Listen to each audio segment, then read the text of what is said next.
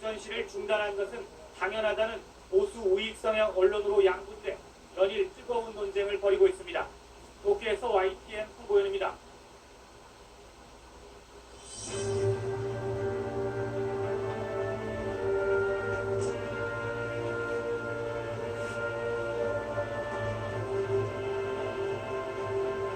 영의 시비에리 밖을 24시간 지키고 있습니다.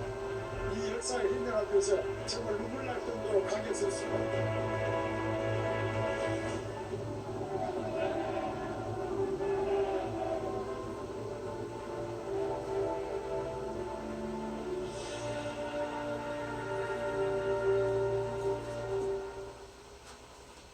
일본의 수출 규제 조치에 맞서 우리나라 화이트리스트에서 역시 일본을 제외하기로 한 정부가 구체적인 절차에 들어갔습니다. 전략물자 수출입 개정안을 행정 예고하고 앞으로 20일 동안 의견을 수렴한 뒤 다음 달에 시행할 방침입니다. 최하영 기자가 보도합니다.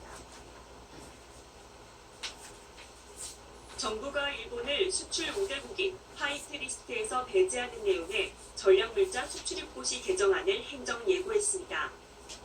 앞서 밝힌 대로 개정안에는 전략물자 수출 지역을 기존 가와 나 지역에서 가의 1, 가의 2, 나 지역으로 세분화하고 가의 2 지역에 적용되는 수출 통제 규정을 담았습니다.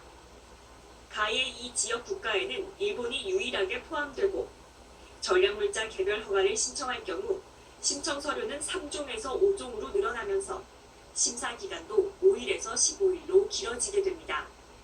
국제 수출 통제 체계 기본 원칙에 어긋나게 제도를 운영하고 있거나 부적절한 운영 사례가 지속적으로 하였다고 판단되기 때문에 이 같은 개정 방향에 대한 의견 수렴은 다음 달 3일까지 20일 동안 받습니다. 국민참여입법센터 홈페이지를 통해 온라인이나 이메일로 의견을 제출할 수 있고 산업부 무역안보과에 의견서를 보낼 수 있습니다. 앞서 일본 정부는 우리나라를 화이트리스트에서 제외하는 수출무역관리령 개정안을 고시했을 때 의견 4만여 건이 모였고 95%가 찬성했다고 밝혔습니다. 일본을 향한 불매운동이 뜨거운 만큼 이번 행정 예고에도 많은 의견이 모일 것으로 보입니다. 정부는 이번 조치가 일본에 대한 상응 조치가 아니라는 점을 강조하면서 대화의 문을 열어놓은 상태입니다. 이전 수련 기간 중에 일본 정부가 허락을 요청하면 한국 정부는 언제 어디서만 이해할 준비가 되어 있습니다. 일본을 화이트리스트에서 제외하는 전략물자 수출입 고시는 의견 수렴이 끝나는 대로 규제 심사와 법제처 심사 등을 거쳐 다음 달 안에 시행될 예정입니다. YTN 최하영입니다. 또 다른 대응 조치로 거론되는 한일 군사정보보호협정 지소미아의 폐기 여부와 관련해 협정의 틀은 유지하되 정보 공유를 일시 중단하자는 주장이 제기됐습니다. 정부는 내년 예산안에 일본의 경제보복에 대응하기 위한 예산을 2조 원 이상 반영하기로 했습니다. 차정윤 기자입니다. 여당 의원 주최로 국회에서 열린 한일 지소미아 관련 토론회. 일본의 경제보복에 대한 대응책으로 여권에서 지소미아 파기 카드가 거론됐는데 지소미아는 유지하되 한일 양국의 군사정보 공유를 일시 중단하자는 주장이 나왔습니다. 북한의 핵미사일 위협이 지속되는 와중에 한일, 나아가 한미일 안보협력을 저해할 수 있다는 우려의 목소리가 나오는 가운데 협정의 틀은 그대로 두고 실질적인 활동은 일시적으로 무력화하자는 일종의 절충안인 셈입니다. 그래서 일본은 자기들이 항상 한일 관계에서 답이라고 생각하고 한반도 문제에 당연한 발언권이 있다고 생각하는 것 같습니다. 한일 갈등에 대처하는 정부 지원 대책도 잇따라 발표됐습니다. 일본 수출 규제 대응을 위해 여야 정치권과 경제 노동계와 머리를 맞댄 홍남기 경제부총리는 내년도 정부 예산안에 소재 부품 장비 관련 예산을 2조 원 이상 반영하겠다고 발표했습니다. 이달 초 당정청이 발표한 극일 예산 1조 원 플러스 알파 기조에서 대폭 늘어난 규모입니다. 소재 부품 장비와 관련되는 예산 규모는 정부가 지난번에 순전 1조 원 이상 반영을 하겠다고 했는데 기존 예산까지 합해서 제가 뭐 기재부 장관이라서 말씀을 드리면은 총액으로 2조 원 이상 반영할 생각으로 있다는 말씀을 드립니다. 국회에 출석한 손윤모 산업통상자원부 장관은 일본이 수출 규제 대상 품목인 포토 레지스트의 수출을 허가한 것을 두고 긍정적으로 평가한다면서도 상황을 더 지켜봐야 한다며 신중한 입장을 보였습니다. 28 이후에 만약에 또 화이트리스트가 전면적으로 시행이 된다면 그 이후의 상황도 한번 같이 보고 판단을 하는 것이 좋을 것 같습니다. 일본을 수출 우대 국가 명단에서 제외하는 우리 정부의 맞대응 조치가 다음 달 시행되는 가운데 일본 정부의 반응을 바라보는 정부와 정치권의 움직임도 빨라지고 있습니다. YTN 최종훈입니다. 광복절을 하루 앞두고 아베 정부를 규탄하는 시민들이 부산 일본 총영사관 앞에 모였습니다. 일본 시민단체들도 참가해서 일본 내 혐한과 복수주의 선동을 비난했습니다. 김종호 기자가 보도합니다. 부산 일본 총영사관을 바라보고선 시민들, 손에는 우리말과 일본어로 된 손팻말과 현수막이 들렸습니다.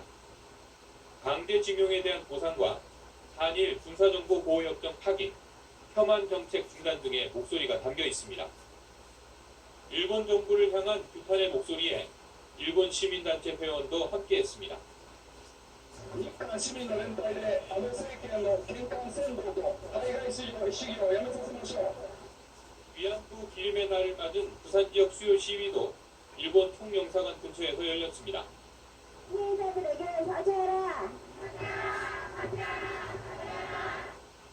남녀노소가 모여 일본 정부에 위안부 문제를 인정하고 공식적으로 사과하라고 목소리를 높였습니다.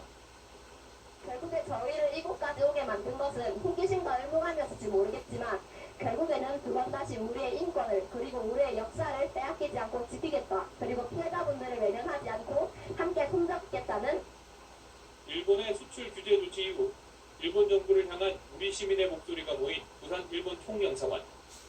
광복절을 앞두고 규탄의 목소리는 결정에 달했습니다.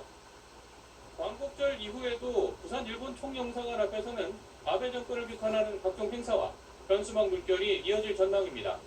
YTN 김종호입니다.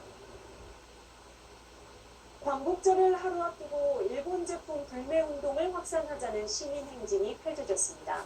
노노 아베 8.15 시민 행진은 오늘 저녁 8시쯤부터 1시간 동안 서울 신촌에서 독립문까지 시민 100여 명과 행진을 벌였습니다.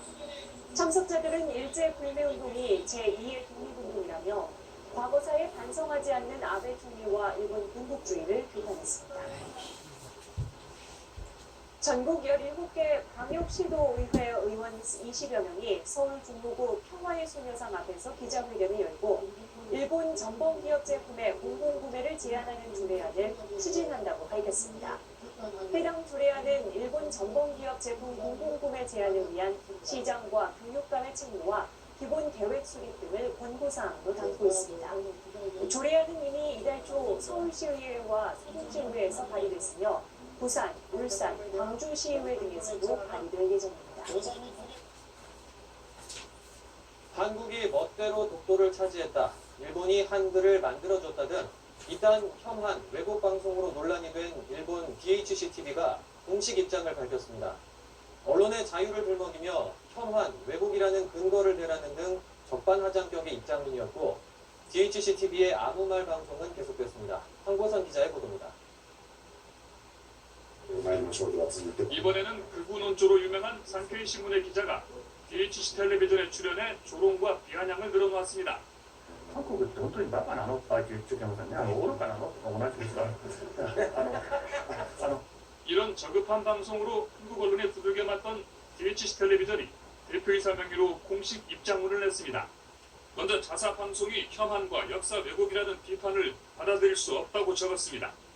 그간 한일 관계에 관한 자사 방송은 사실에 근거한 정당한 비평이었을 뿐이라고 주장합니다.